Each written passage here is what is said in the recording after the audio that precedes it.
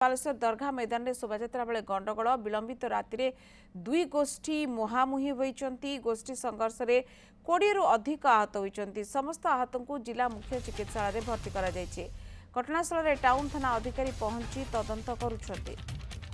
ये बालेश्वर खबर आसुची। बालेश्वर दरगाह मैदान में शोभायात्रा बेले गंडगोल एवं गतकाली विलंबित राति दुई गोष्ठी मुहांमुही होती, जो 20 रु अधिक आहत होती। सबु आहत को जिला मुख्य चिकित्सालय में भर्ती करा चंदन पाणिग्राही आम प्रतिनिधि अच्छा फोन लाइन रे अधिक सूचना नबा। चंदन, प्रकृत में ये गत राति कौन प्रकृत में घटी कहीं मुहांमुही होती दुई गोष्ठी एवं कौन अधिक तदंत पुलिस करुची ए संपर्क में कौन सूचना दौची? हाँ देखो इतिश्री ये जो घटना घटी गतकाली विलंब बालेश्वर म्युनिसिपालिटी अंचल जो रही दरगाह मैदान से घटना घटी।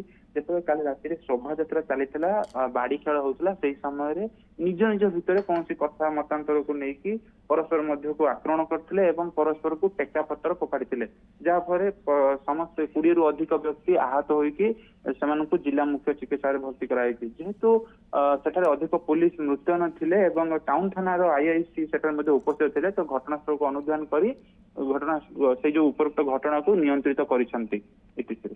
निहाती पुलिस तो पहुंची नियंत्रणाधीन रही वर्तमान परिस्थिति बा सेठिकार स्थिति, किंतु एठी अधिक पुलिस मुतयन करागलानी कि पुलिस कौन कहूँ आखपाख लोकंर किसी प्रतिक्रिया आमर हस्तगत होउची कि निहती भाव में गतकाली राति जिते अघटन घटी बर्तमान पर्यंत बहुत मात्रा पुलिस मुतयन अच्छा घटना संपूर्ण भाव में बर्तमान नियंत्रणाधीन अच्छी। जो मैंने आहत होते स्वास्थ्य अवस्था अधिक गुरुतर होगा जिला मुख्य चिकित्सालय को भर्ती कर बर्तमान स्वास्थ्य अवस्था स्थिर रही।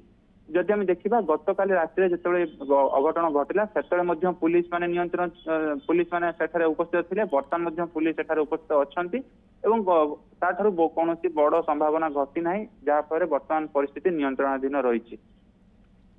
चापा उत्तेजना थिबा कथा हमें कहि पारिबा कि चंदन? ना जेहेतु पुलिस संपूर्ण भाव में परिस्थिति को नियंत्रणाधीन रखी तेणु चापा उत्तेजनार कौन संभावना नहीं एवं पुलिस घटना को पुंखानुपुंख भाव में तदंत करुचे। अर्थ पूरापूरी नियंत्रणाधीन वर्तमान स्थिति को रही। पुलिस पहुंची, थाना अधिकारी माने पहुंचिकी तदंत करिसेंती एवं अधिक पुलिस मुतयन होती। जो कथा चंदन आपण कहउछंती, बहुत धन्यवाद सब सूचना पाए।